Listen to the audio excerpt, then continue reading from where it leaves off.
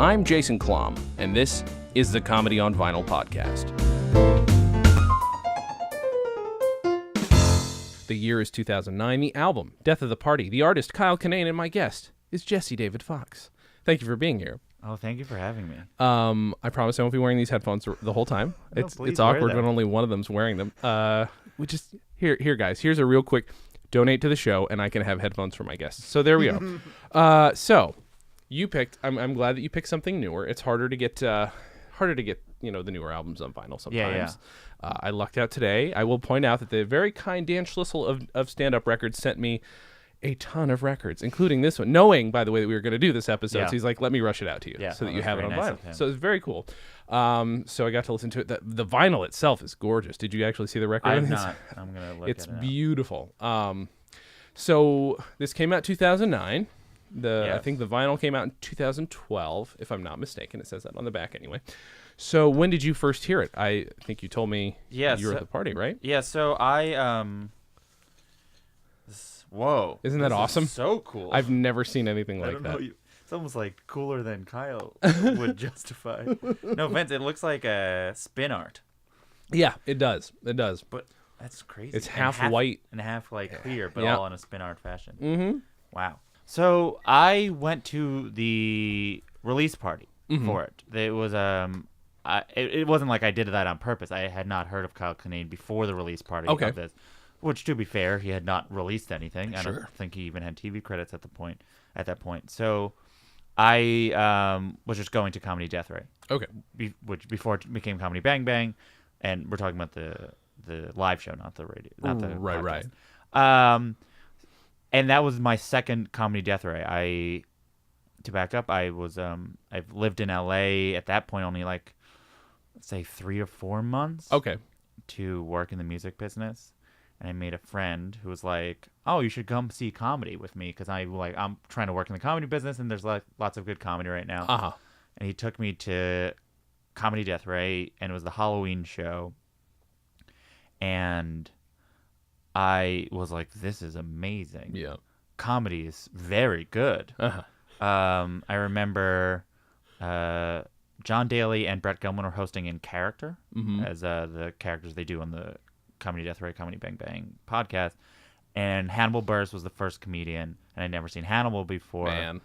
And he told one joke, and it was like a light switch where I'm like, oh, I guess I'm just going to see comedy like every week for the next, now 7 years. Holy shit. And then Kyle was either next week or 2 weeks after, and he was hosting Comedy Death Ray as a release party. Okay.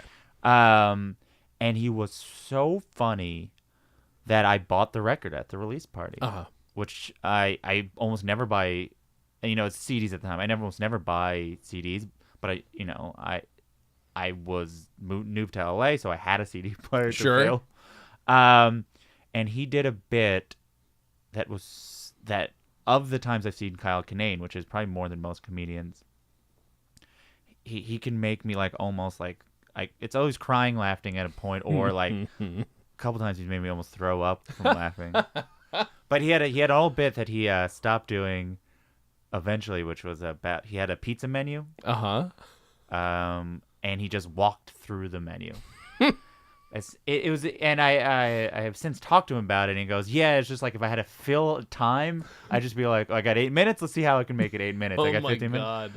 So the premise of the pizza menu was that there's larger and larger sizes of a menu, and that was it.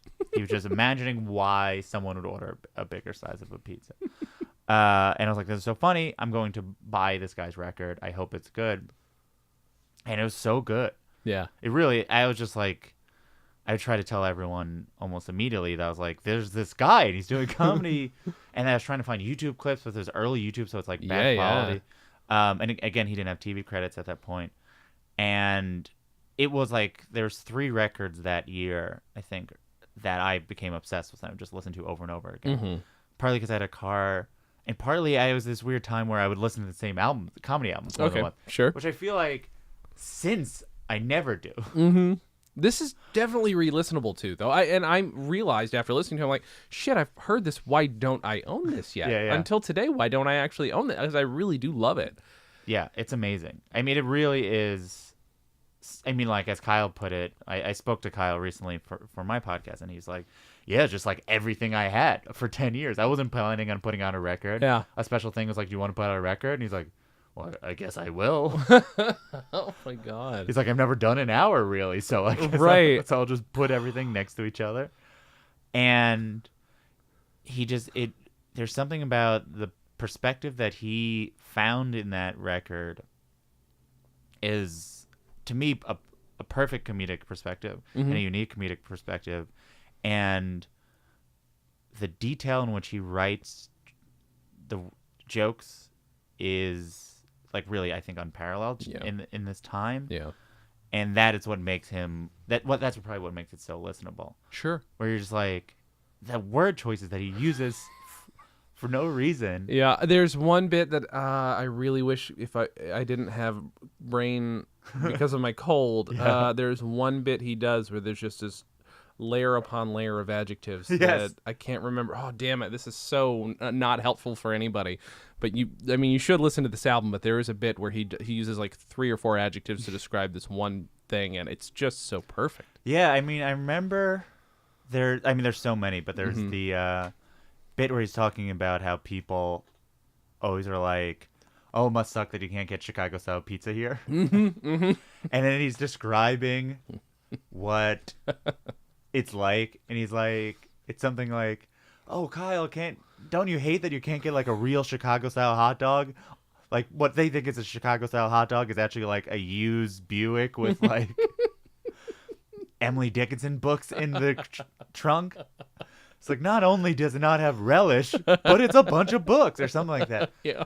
Or like, yeah, and there's stuff like, will be like, I don't remember the exact words, but he'd be like, he compares having a art school degree to if instead of a parachute you had like a bag full of pasta that someone just like slapped in there like lazily and hopelessly or something like that. And that, like, those are the words that like that make it so such an interesting thing to listen to. And I just like could not get over how funny it was. Yeah. And how it was dark, but also like very silly and very smart in its own way, but stupid in its own way. But the big thing is that it's like so hopeful in the face of despair. Absolutely, yeah. And that is the thing that and that's the thing that is Kyle. Like, I think Kyle pioneered a certain tone in that way, and is incredible at that. Like, sort of like what the previous generation of comedians might have been more cynical about, which is like everything sucks. Yeah. He takes that same things that are the everything sucks perspective and is like, maybe it's not so bad. Right. It's like, maybe there's this glimmer in it. And that's still the thing that he's so good at. Even, like, he's so prolific, partly because he has that one perspective, and he can just live his life and constantly being like, well, what has this year been like? Yeah. I mean, telling this entire story about having to go to the bathroom without once as himself. I don't even think he says that he has to take a shit. He waits to use the word shit. It's very delicate. He warns you this is not a graphic story, and it's not. It's just, that is like just a well-told story. Yeah, know. And it was at he at that point he's been doing comedy for 10 years, and he's like, he started as like a guy trying to write jokes. You know, he's of the age in which a lot of those people are, where they're all trying to be Mitch Hedberg. Because you're like, how do you write jokes? Oh, there's a certain formula that Mitch Hedberg has. And the album starts with, like, if you listen to it, like, the first joke, he's, like, doing a Mitch Hedberg impression. Yeah, kind of is, yeah. It's like, they say, Kyle, it's like that same cadence that you can't, like, you're a hero if you get a cat from a pet shelter, but if I try to find a girlfriend from a woman's shelter or whatever. Yeah. And it's that same cadence, and it's a lot of comedians that are around I think like 40-year-old guys, you'll like listen to their first stuff, and it's like Mike Birbiglia straight up does a Mitch Hedberg impression for his first 2 albums. Because it's impossible not to, and it's like, I think Hannibal's first record has like, it's like that same type of thing. But then he started later. He kind of figured out how to not even just tell stories, but like fill out space. As he put it. I mean, now, I don't know if you heard his most recent special, but he does like 30 minutes about gout. Yes. It's basically like a one-man show. Like just, he has a regular stand-up, and then for the last 30 minutes, he does a one-man show about having gout. And I think that's now like, and it's why he's been able to, he's done 3 specials since 2012. He did 2 in the last 2 years. And yeah, that the having to go to the bathroom story is like a perfect one of that perspective. Which he said, I actually interviewed him yesterday, and there's the joke, which is the waking up joke, which is like, you ever wake up in the morning and you have like the misguided belief in believing in yourself or something like that. Yeah. And then like you look at the clock and it says boo. It's like 8 o'clock and it says boo. And he said, once I wrote that joke, I was like, oh, every joke is this joke. From the rest of my career, I'm writing this joke. Wow. Like, if I start from this point, this is like the voice I was told I was supposed to have. And if you get a good one, there's like a certain amount of like endless ability that like a voice can bring you. Yeah. And especially for him, because he's just like, his ability to be both loose and so specifically written is what is so special, I think, about him. What's really fun to listen to about this is, yes, what kind of juxtaposes it, and it's also kind of fun to watch him perform too, is that he also, speaking of Mitch Hedberg, sometimes has a tendency to not even address the audience physically. Yeah. He seems to be looking off into the distance and doing his own thing. But in this, word choice is huge. Yeah. But at the same time, there's some times where he's either slipped up on a line or made a couple, but they're so they lend so much to the telling of the story that it doesn't matter one lick. Yeah, I think he there's a certain refinement that would not make sense for him. Yeah. Because like, even on the back, the photo that's on the back is him holding a beer. As he tells it, like, eventually, I think he said like he wrote that joke and he decided to grow his beard out or something like that. Like, oh no, he said he bombed at the Aspen Comedy Festival or whatever. And he's like, all right, I guess it's over. So then oh no. And then he just like committed to being this guy. But it's what I think it's actually like reflective of is the idea that your dreams might not come true. Is the funny thing that he taps into. And I always it's a thing that I've always thought about, which is I think probably everyone, young Gen X and probably through millennial, but I can't speak to young millennials, but I imagine it's the same thing, which is like, we're the generation that was like told you can do whatever you want. Absolutely. And you do whatever you dream of doing. And that is like not correct. Right. Like sometimes it is. Sure. And I always think about like and that was the case with me, which was like, I decided, midway through, like towards my late 20s, like, oh, maybe I can be like a blogger and a journalist. Based on nothing other than like, I thought I had a lot of opinions about things. And that was kind of, and I liked doing it. Right? Yeah. And I got really lucky that I was correct. Yeah. Because I was never like a good writer growing up, but I thought my opinions were good enough and I could articulate them out loud, and I was not embarrassed to be bad at it for a while.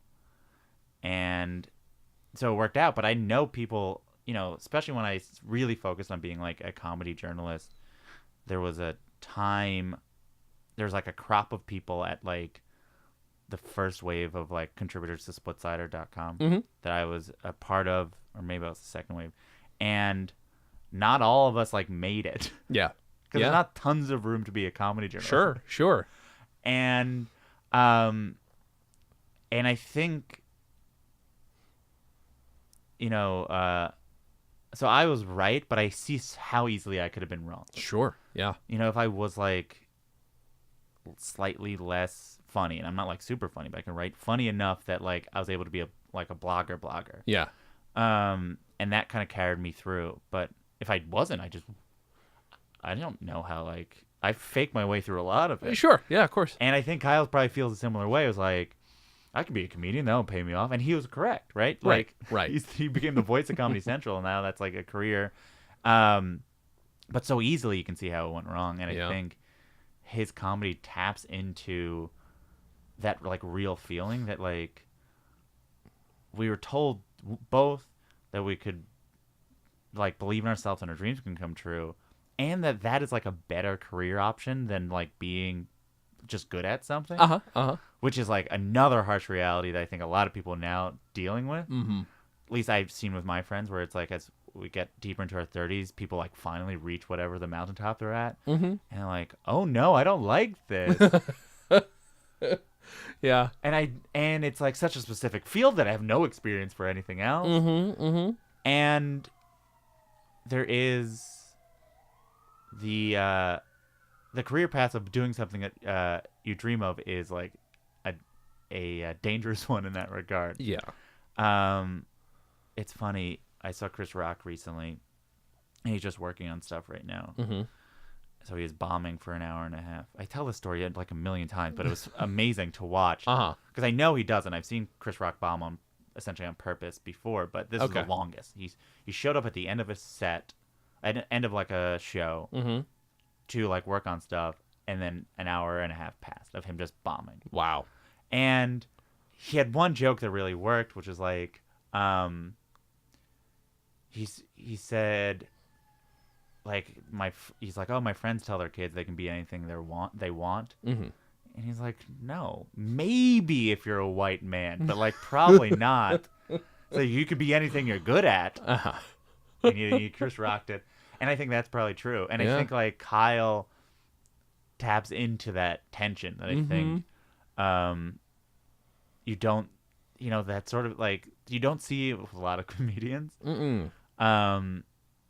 Wrestling with the idea that being a comedian is like just being like a creative professional. Yeah. And not being like, I think like most comedians treat being a stand-up like being a rock star. Oh, yeah.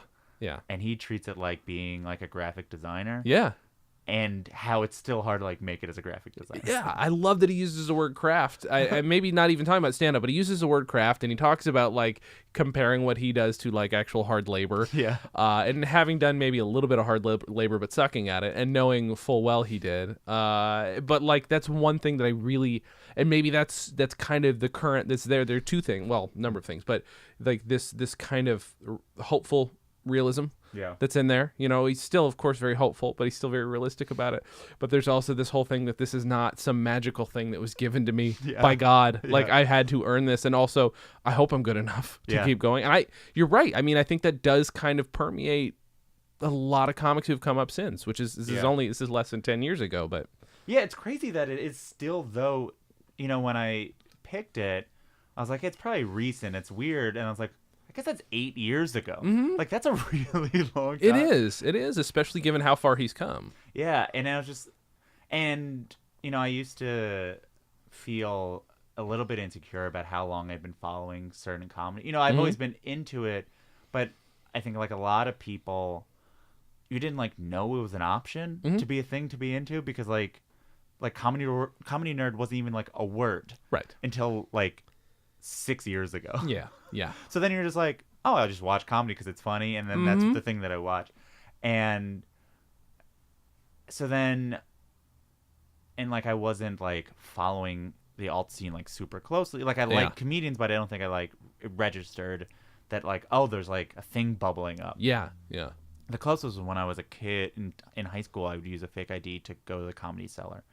I grew up in Long Island, but I would use a fake ID to go to the Comedy Cellar. And so I liked that, and that was like around the like Tough Crowd time. So like that was hot, and I liked it because it was comedy. But then I think I got tired of it because it was like, it really was like it was a club, and people are like there to crush, and they're doing the same jokes over and over again. And I get why you do the same jokes over and over again, because it's good to. It probably feels nice to do well. And that crowd is a lot of tourists or whatever, and the same thing that happens with everyone, probably. Like a lot of what alternative comedy was a reaction against that. And so when I said, like, when I went to those comedy death rays, I was like, oh, this is not that. Like, this is like, you can feel this a joke that Hannibal wrote after dinner or whatever. He literally goes, I remember when I saw Hannibal at Comedy Death Ray, it was for Halloween, and he does a joke about Paranormal Activity 1 or 2, whatever it was, where they put a camera on a fan, or on a rotating fan. Okay. I haven't seen the movie, and he makes fun of that. And he goes, all right, that's the end of my Halloween material. It's like, sorry, Scott. And I was just like, I didn't know that was allowed. So then it was just really refreshing to, I would go to Comedy Death Ray probably 3 times a month. Okay. And then start listening to that podcast. And then, like, WTF was just starting. Okay.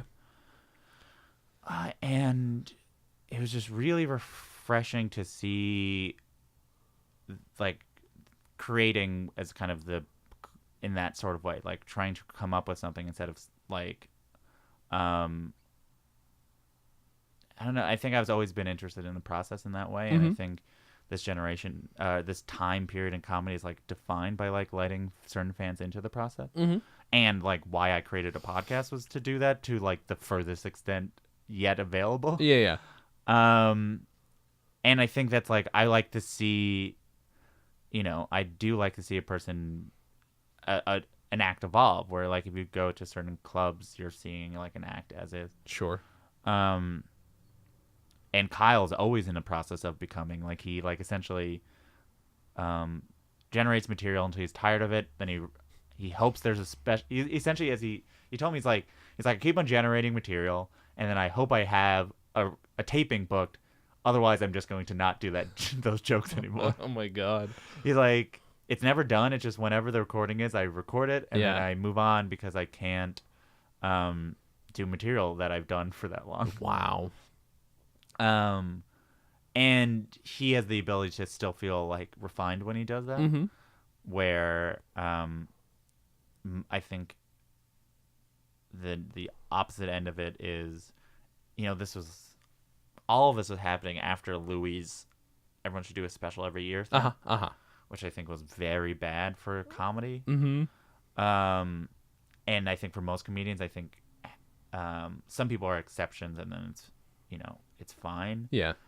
But I think a lot of people were recording specials every year and like should not have been recording specials every year. and then as a result, it's made it so now there's 1 million specials every year. Yes. Yeah. There was 90 or something like that, 100 last year. Oh my God. And filmed, not recorded. Yeah. Holy shit. And now it's probably even more because Netflix is doing, I think, one a week. Yeah, it's crazy. I feel like it works for something like Edinburgh, where you're waiting to get recognized doing your hour every year. After that point, you're doing okay. Maybe you take a break. Yeah. But like, yeah, you're right. It's not for everybody. No, I think it's the idea of doing a new hour every year. It's, Jen Kirkman was saying that's like George Carlin phrased it, which is like, you think of a special as not a special, but just like a check into like what my brain is thinking about this year. Yeah. And I think that only works for a certain type of comedian. Yeah. Yeah. If you're doing observations or stories, hypothetically, you want to generate new life material and new perspectives. But, if you're like a person, it's almost essentially like if your comedy is character driven, but the character is like who you are as your true, like your actual self. Then you can maybe get away with it just in so much as like it's like checking in on a TV show character. Sure, yeah. That's a good point. I hadn't thought about it that way. But yeah, I mean, as far as, it's, what do you think could you condense, does he have an idea what his character is, or could you condense it into a sentence? Yeah, I mean, I think, there's essentially like, I think actually there's 2 ideas of Kyle as a character. And I think one is the shallow reading of it, which is like like hipster Larry the Cable Guy or whatever, which is I think he jokes people call him that, but it's like the I'm just drinking beers guy with a beard and like but I think the more the character really is these sort of like there's balance between hope and misanthropy. Is that how you would say it? Because like his record starts with him talking about a review of himself yes. in London, which is a very weird way of starting. He does it. The joke that he bails on about the women's shelter. Uh-huh. Then he talks about how comedy let him go to London, and they reviewed him as bleak and misanthropic. Yes, right. And that is I would say is a fundamental misreading, because I think he is a grump, but like a very hopeful grump. Yeah. But that he just uses that to set up the joke of you ever get so lonely you sleep on your couch or you feel like you're sleeping next to somebody or something. So good. Also, I think like there's also really good. I like when he will use these diametrically opposed ideas of his personality, where he's like he at one point just fully calls out, what does he say? I can be driving down the street with a friend and see a truck showing another truck and just think, that could be a metaphor for power, and how even like the Great Pillars of Power need support every once in a while. But I'm just gonna say, it's like, hey, look at those two trucks trying to fuck. Yeah. Oh, it's so good. And I think the other part, I slaughtered that joke, by the way. Yeah, Just horrible. It's like, that's a metaphor for how our heroes need help sometimes. Yes, themselves. right. There you go. Look at those two trucks trying to fuck each other. Mm-hmm. There is, I think, what maybe is just, I think he gets called a storyteller just because his bits are long. Mm-hmm. And he has stories throughout, this record. And then as he kept on doing longer sets, like long things. Mm-hmm. And he's a bit of that. Because, like, he has, the taking a shit story. Or sure. Later he has the sitting next to a woman with a bag full of pancake story. And he has a few airplane stories. Mm-hmm. But I think, if anything, his stories actually are feeding into more of like flights of fancy in certain ways. Yeah, okay. Like the joke he ends up talking about on my podcast is the one where he just like wakes up in the morning and goes through his apartment. Mm-hmm. And that is mostly just imagining things. It's not really a story, even though like there's a beginning, middle, and end to it. He just like looks at a pile of laundry and thinks, this is what you'd think this, right? And then he's like goes to his bathroom and he looks in a mirror and he thinks, it's like, am I a Greek god? Where's the chisel? I was looking for the chisel, but instead I found, as always, a garbage can overflowing with Del Taco wrappers. But even that is like a beautifully painted image. Yeah. He's very good at these sort of visual that are like essentially metaphors for like whatever this character is. So I can't remember what I was saying, but I do think and again, I haven't listened to George Carlin so long that I don't even know if it's true, but it reminded me of like the word brain dropping. Yeah. Which is like, this is what my brain came up with. This, like, I essentially lived a year of my life, and my brain, this stood out in my brain. Yeah. And some of it was true stories that happened where I was, I went on, at some point I went to the bathroom and, there's this, the scumbag idea part of his character wavers, right? I think that part of it, that's part in this record too. There's like the jokes about, I don't look like a guy that can like be with kids alone at a pool. Right. He has like two jokes in the similar vein, right? He has, I don't look like a guy that can be alone with two kids at a pool on a Tuesday afternoon, and I think is how he phrased it. And he has a joke about how I don't look like a guy you'd leave alone with your kids, but I think they're actually like two completely separate jokes. You're right. Yeah, that's a good point. So there are jokes like that, where he thinks of himself as a werewolf, like he woke up in the morning and like Coors Light is the silver bullet. Mm-hmm. But then, I think also on this record is like the Trader Joe's bit, which is like not a thing that he probably would do anymore, but it's so funny. Oh, it's brilliant. Yeah. And actually, I feel like that would be the kind of thing that would remind me a little more of like you're making me now just think of Carlin. So now I'm wondering if there are comparisons to be had, and any bit that's kind of a list bit is either going to make me think of Weird Al or George Carlin. Those are going to be two guys who do lists better than anybody.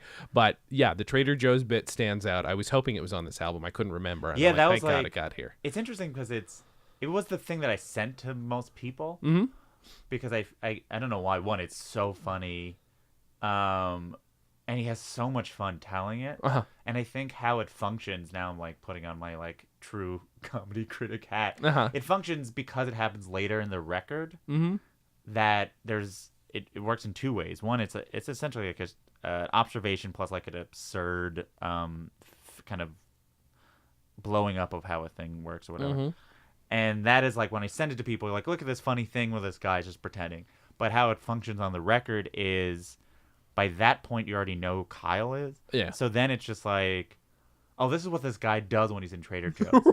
Right? Right. It's essentially a story of Kyle going to Trader Joe's. Mm-hmm. Here's the story. I went to Trader Joe's and I stood in place and thought these things. Yeah, that's perfect. Yeah. And those are essentially how it functions both in the record and how it functions separately. Mm-hmm. Who knows if he thought about it that way? He probably didn't, because like, why would one? Right. Especially at that point when this was his first record. But I think that's why that works. It's like it's so discreet, and you can send it off to people, and they're like, I know Trader Joe's. And he's doing voices. Mm-hmm. He's doing. I just remember when he says like, "Do not dishonor Trader Ming." Yes. It was so funny. It's so funny. And then also the insomnia bit. Yes. Yeah. Which is also a Flight of Fancy, right? It's like the story of that, and then that comes at the end, which is just like Kyle's awake in bed, and he comes up with this idea. And yeah, I think there is just like a fun rhythm to it, and it's interesting that he doesn't do. I actually think in this last record he put out, or last special he put out, it comes a little bit back in more. It's hard to think because he had a half hour and 3 hours since this. Mm-hmm. And as I mentioned, he constantly is throwing away stuff because he hadn't had the time to record it. Right. I remember because I've seen him live in between. I'm like, oh, where's those jokes? He's my God. Oh, I didn't have a special to record. Yeah, and then so this special has a lot of just like tangents. Mm-hmm. And that's why actually I think it's best to listen to him in an audio form. Because especially compared to Comedy Central, because Comedy Central has to air 42 minutes of it. Sure. And he films an hour and 20 or whatever. Or yeah. An hour and 10. So they have to cut out the stuff that you cut out, which is like, he has a tangent on the recent record that is cut out where he's just talking about how he feels like he's fortunate, he's optimistic but paranoid or something like that. Mm-hmm. That like at any moment he can like end up like it's going well, but then God's gonna realize and he's gonna make him a Benihana chef. And that's just like, and it doesn't say in because it's, and then he just talks about how Benihana chefs are the most stressful job, mm-hmm. and that's already a tangent. But in that, there's another tangent about how, making fun of the idea that chefs are the new rock stars. Uh-huh. And it's so funny. Oh. He's like, it's so funny. And that just sort of like, it's not really like a takedown or like he's making like a big point. He just like is circulating the absurdity of the idea that it's mm-hmm. like, like a guy with a neck tattoo of a whisk. That's amazing. Well, he's got this potential too, though, where he says some. I think you're right. He's not making a point or going out of his way to make a point, but he says some big shit in this such an unassuming way. I feel like he could get away with more if he wanted. If he became a really political comedian. Yeah. I still think he could do it more artfully than a lot of people. Yeah, I've seen him recently. I actually saw him do a club and it was not right for him. It wasn't bad. It was just like, I so rarely go to clubs. Mm-hmm. Because I just don't like the energy of it. Okay, all right. And I don't like, I'm like very interested in comedy audiences, and I don't like, I know when they're laughing wrong. Okay, yeah. And I don't like how it then reinforces bad behavior in comedians. Sure. That is like the thing of if I think if I have any role in the comedy world, it is to like try to make it so audiences know to laugh at better places. Yeah. Because then better comedy results, blah, blah, blah. But his rhythm was different, right? So because he's doing his thing and, he's not doing short sentences where you're like, the joke's at the end of this sentence because I ended with a hard consonant and it's short. Yeah. He like adds adverbs and adjectives and it kind of like meanders through whatever. And so the rhythm was off, but it was very close to after the election. And he's just like, I need to say something, but I don't know what it is. And I actually can't remember I can't remember what he even said, but I think he, like many comedians, it's interesting that what we call the second comedy boom, whatever we defined it as, it's like almost directly correlated with the Obama administration. Yeah. And so then we have all these comedians who never were political. Yeah. And it's a different style of comedy. And now we're all expecting all these people to like start talking truth to power. Well, come on, where's the next David Cross coming from? And you're like, I don't know. They just like never did that. That's a really good point. Yeah. And I've never been a huge fan of political comedy. Because I always feel like, though the jokes might be phrase novelly, the joke is always the same, which is like, making the same point everyone's making. Sure. Or the opposite, which is like, ooh, I'm making the point people aren't making. Which is like, the grand contrarians of our time. I used to say that like political comedy is either like Salon or Slate. It's either like, racism is bad. Like, I mean, yeah, that's true, but like hard to like really make that interesting comedy. Or like, what if racism was good? And you're like, that's also not interesting. Right. So it's hard. I think a lot of these comedians have audiences that are expecting it from them and don't know, really what to do. And I have not seen. I can't think of any comedian who I don't think of as political shift to being more political in a way that felt totally natural and as good as their other stuff. Sure. Have you? My God. And it's only been 2 months, right? So it's like they haven't had that much time to work on it. No, and I mean, I feel like the best ones of them are it's just going to be, since they're talking about life, the adaptation has to just be talking about what life is like now. And, it's not going to be political necessarily, but the most political for some of them, for the best of them, will probably be like, this is what life is like now. Isn't that disappointing? Here's also my jokes about it. Like, I don't know that there's going to be like, you don't need Kyle Kinane speaking truth to power. I mean, we've got late night. Colbert's turned the late show into just another Colbert Report. Yeah, it's weird that they then have another 40 minutes of like regular late night show to do. Yeah. Which is like, it's a harsh shift. And I think I'm not as sold on like the new Colbert show still yet, as I think we've all just accepted that they are, and the ratings are good because it's still tonally very weird. Yeah. That I'm. I was about to say famously, but I'm not famous. But like I'm a Seth guy. but I think the nature of that show being smaller allows it. You know, I think the hard part with Colbert now is that the show needs to feed Colbert as a performer. Mm-hmm.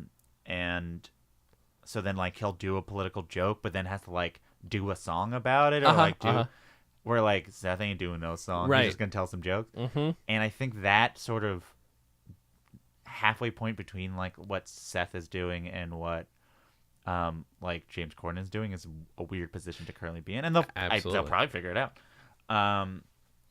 But actually, to be fair, on Kyle's new record, he talks about guns in a way that's not. Again, it's not really doing like guns are bad. He has a bit about open carry and how he annoys it because he always thinks that when they say open carry, they mean alcohol, and then when they mean guns. Then he just talked about like if we're gonna have a gun, if we're gonna open carry a gun, like you should at least wear the clothes that are appropriate to it. And he just goes, he's like, he saw a guy with a gun and he's wearing board shorts, and he does one of the, you know, it's an easy move, but like to yell off mic, and he just yells like long pants. You know it's a good joke when you can have somebody tell you the joke and it still works. That's solid. That's good fucking. I know. It's craft. Again, to come back to him calling it a craft, it 100% is. And I didn't know, pardon me, I didn't know that he'd been, like you said, been doing comedy for 10 years before this damn album came out. I mean, I know he's around my age, so that blows my mind a little bit. Yeah, it's interesting how we it always feels like because this, I think, boom time had like Aziz, who like started and was already a superstar. We assume everyone was that is like the new pace. For most comedians, it's still like what the pace was, which is like takes 10 years to like be a person. You know, like I was thinking, like I realized, and it's almost like unbelievable. Like before Tig put out her first album, she'd been doing comedy for 13 years. Yeah, right. Man. That's crazy. So long. Yeah, feels like it. Feels like it. But now it's a little bit different because people are, you know, you're seeing a lot of albums pretty early on. Or at minimum, we see. I feel like the new trend is when you have a half hour, you release your album. But he was like, I think 2009 was still like getting an album was not a thing you took for granted. You're like, oh, I get an album? I didn't know that's allowed. And it's hard to say, like, as a result of the album, you know, he says it's on the special, but in the album, and it is true, he quit his day job, like, literally 2 weeks before he recorded it. Yeah. And so the album is also just, like, a like, all right, I guess I'm a comedian now. Yeah. And there is that energy of, he talks to, it is that same thing of, like a comedian's like a creative professional. It's not like he's not like I'm in showbiz. It's like I'm no different than a certain type of person. Yeah. That he speaks to. But also I think it's like he has that voice, the voice of Comedy Central. Yeah. And I think some of it is it's a thing that I always wonder of comedians that I like, how much of it is just like, oh, I like their personality and they're like they just have whatever the cadence and the rhythm of a funny person is. Yeah. Because he has a lot of that in there. Definitely. And I like it. The thing that I always, even looking at it right now, that I find always annoying about his stuff, and I wish I just told him that he should change it because it makes it very hard, is he names the track listings after, like, themes. So they're not what they are. Okay. Yeah. These are song titles. Yeah, The House is Rockin'. Dream Police. And so, you know, like, Trader Joe's is, I think, writing on the wall. Holy shit. So like I hadn't even noticed that. I was in such a rush to listen to it. That's amazing. Yeah, so like right now I'm like it's hard to remember the certain thing. And it's each one, like his newest one, the tracks are named after the ingredients of I think like a Chicago style sausage or whatever. Because like it's called like it'd be like beef, pork, assorted spices, and you're like, well, it's as maddening as reading a David Cross list, which is one of my favorite album track of any time of all time. Is one track on one of his albums is entitled "If Baseballs Had AIDS on Them," which has nothing to do with anything he's talking about. He just didn't give a fuck. But I like that. So these are themed though, but still equally as hard to make. Yeah, out. well, you literally can't do anything about it. It makes it so it's impossible to remember it.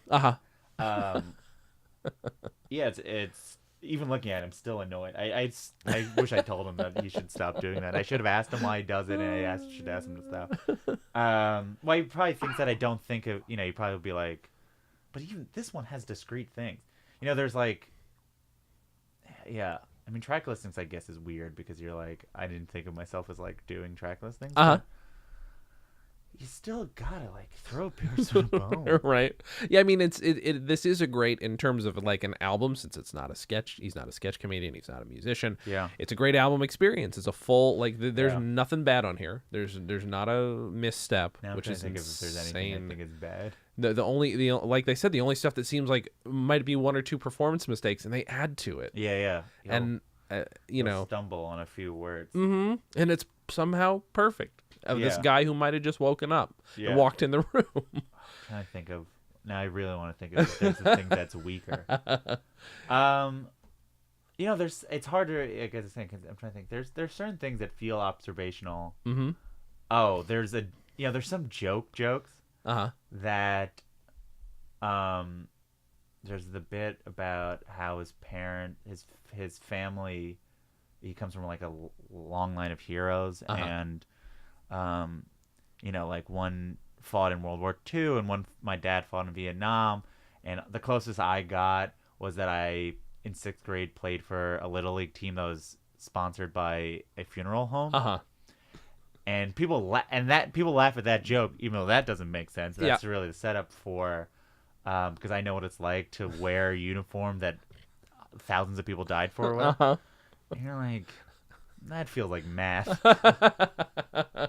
And he'll probably say the same thing, which is like, though it's clever, like, what is that for? Right. Where he has a thing about like, I remember loving, the best ones are the ones you're like, yeah, that sounds like Kyle Kinane, right? It's like when his bit about how the Detroit Lions lost every single game and still got to drive home in a Bentley, right? It's like we need in the punchline is like, I'm not saying policemen and firemen aren't heroes, but we should redefine the definition to include people who can do their job, to do their job wrong every day and still drive home in a Bentley.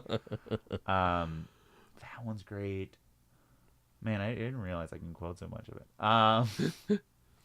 What's the other one I really like? He talks about selling cake decorations.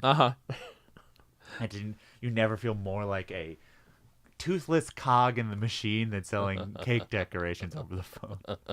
Which I think is funny. It's like, it's little lines like that might seem misanthropic, but again, it is obviously an incorrect description of the man. But but that's this little dose of realism here and there that I adore, and it's very very literate. I don't know. There's just something like, he's a smart dude. Yeah. You know that he has no desire to be pretentious about it. Yeah, and it's the same thing of like, that's the contrast I think that always he's walking, which is like a dirtbag who also like, there was a thing about he was reading, I think on the next record, he's like, the story starts with him reading Walden and Civil Disobedience, and somehow transitions, I think, into him forgetting that he was masturbating. If I have that story correctly. Or that, basically, like, it might be but like, those are the things that will happen. Yeah. The story will start with something really pretentious, and then he'd be like, it's like, you've hit a new low when you forget that you're masturbating.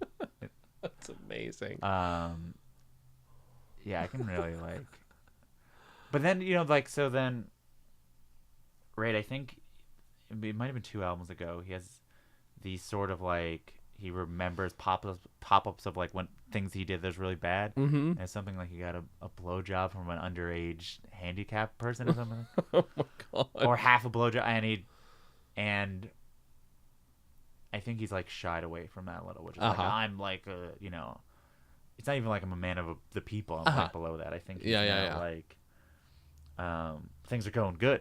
Right, and I'm not gonna, each record things are going better in his career. Sure. And I think you like see that. Right. Do you think he's kept the idea though that it's still a craft and that it's less about how magical everything is for him, or that he like is there still some element of that in his that comedy? He's working on? I mean, yeah. He the way he talks about it, it's like the reason he writes the jokes to be good, like to be interesting, I guess, is like to entertain himself almost. Because he's like, if I have to do it every night and I'm bored with it, I'm not going to be good at selling the joke. Sure. So I use these words to entertain myself. It's like I'll throw in words that I'm not totally sure what the meaning of, and if the audience laughs, then I'm like, I guess that's what I have the meaning for. Holy shit. And I think it's also he works a lot, right? Yeah. I think he came up with a lot of the guys that he came up with have, part of the reason he is prolific is that like stand-up is his number one job. Where the guys that he was associated with, like the Chicago School, which is not really what they're called, but if you want to call, a lot of them now have TV opportunities and stuff. And I do think he's reflective of all the Chicago guys. Some of them have that same thing of like coming things to an optimistic point of view instead of a cynical point of view. Sure. So it's like him and Pete Holmes and Kumail. Yep. And Matt Bronger, T.J. Miller, and Matt Bronger. There's so many of those guys. I said Pete Holmes. I think those are all of them. Oh, Hannibal is also. Oh, sure. Guys. Yeah. And they all kind of knew each other, and they all kind of have similar notes of that, but are such different people, and they all like came to LA at different times. Like Kyle was in LA for a really long time, and that's a really interesting, surprising thing about him. Yeah, like he was doing comedy in Chicago for only 4 years, and then he lived in LA for 6 of the years that he was doing stand-up. Where like Pete and Kumail went to New York, and T.J. Miller became like a movie star first. Because he's you see him on screen, you're like, yeah, you should be on screen. Yeah, right. It's crazy. I know. I was rewatching the second episode of this Crashing Pete Holmes TV show. TJ comes in a scene, and you're like, hey, what's TJ doing? Just like immediately like, and he's like, he wears glasses. You're like, well, what's that nerd TJ Miller doing? Okay, so here's what I like to ask people towards the end of the episode. Sure. If you're going to tell people why to listen to this album, I mean, it is his first. Let's say somebody doesn't know Kyle Kinane's comedy. What's a good reason to give this thing a listen? Yeah, I think I've never thought about that. I every year I rank specials, and every year that Kyle has put out a special, he's been in the top 3 of it. He was, I think, number 2 or 3 2 years ago and number 1 last year. But I do wonder if you haven't heard him at all.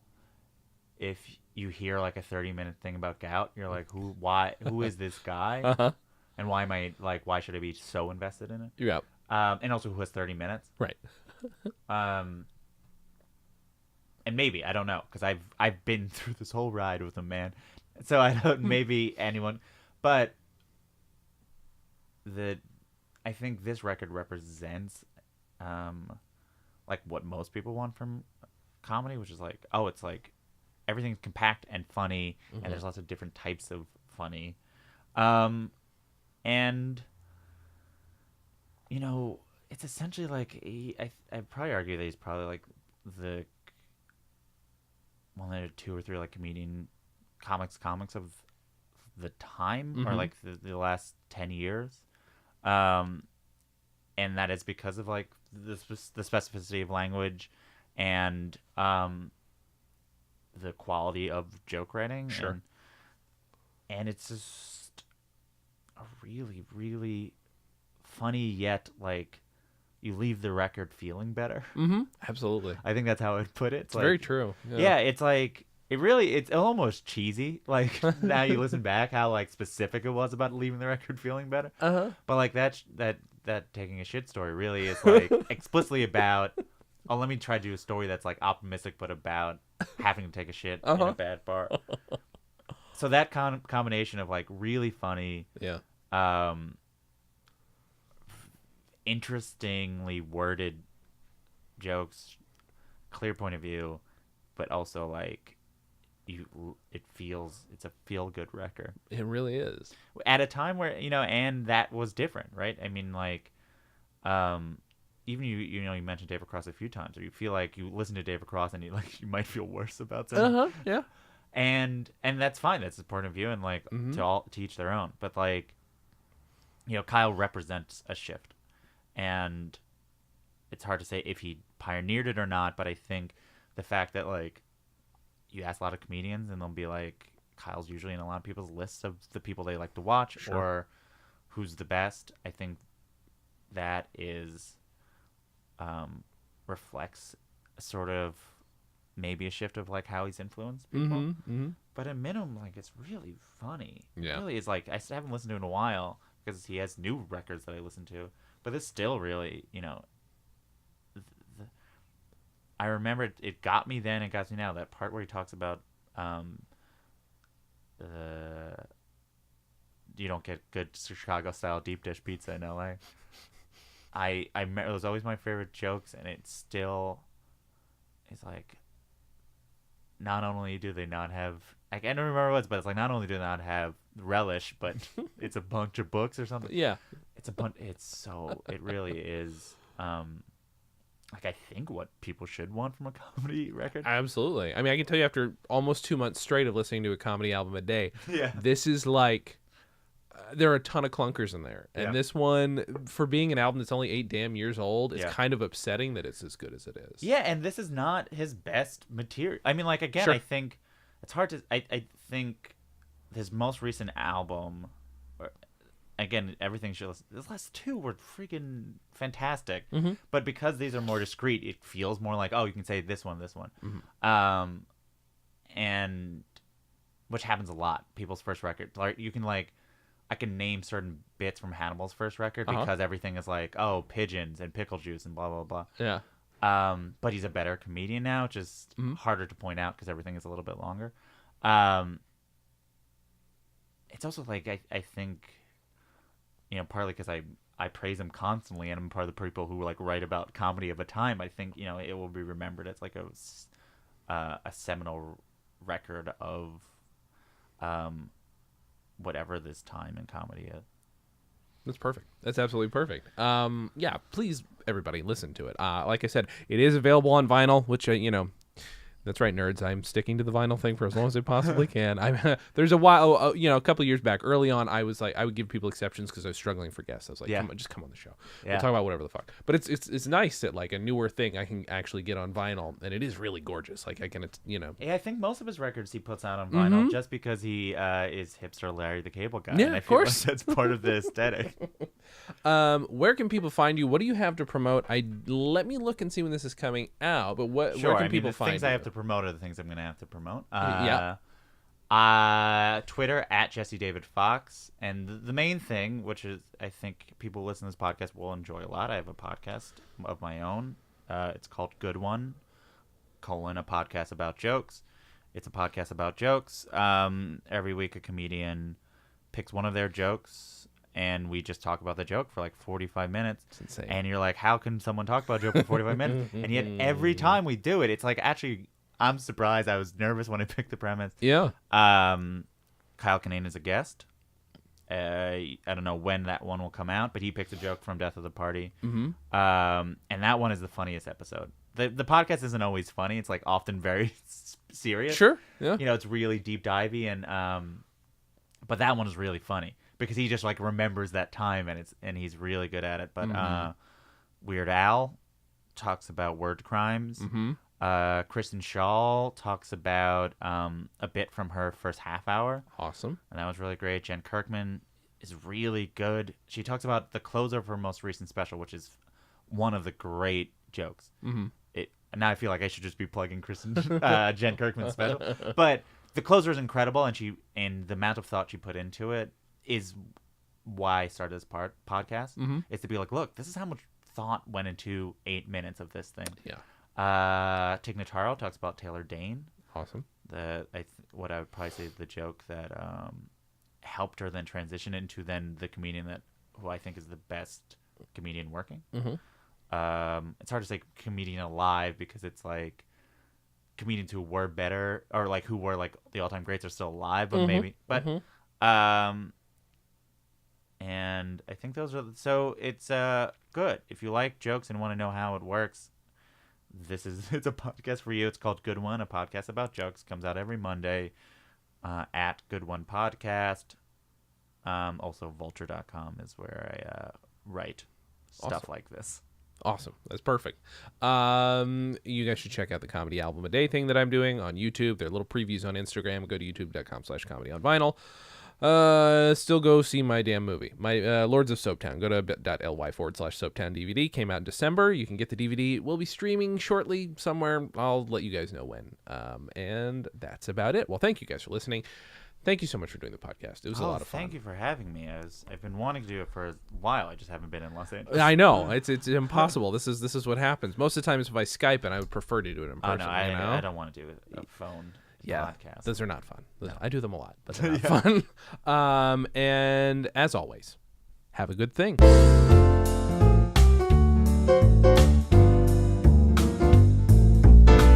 Comedy on Vinyl is a production of Stolen Dress Entertainment. It is produced by Mike Worden and is hosted and edited by Jason Klamm. Our theme song was composed and performed by Richard Levinson. Please visit stolendress.com to listen to our other podcasts, read our blogs, read our tweets, watch our videos, and read our books. Please subscribe on iTunes, and if you like us, give us a 5-star rating and a nice review. You can find us on facebook.com/comedyonvinyl, Twitter @comedyonvinyl, and find everything else at comedyonvinyl.com. A major portion of Comedy on Vinyl has been underwritten by Stand Up Records. Please visit standuprecords.com for all your comedy needs and tune into the new Stand Up channel available on the Roku, where you can also find select episodes of this podcast.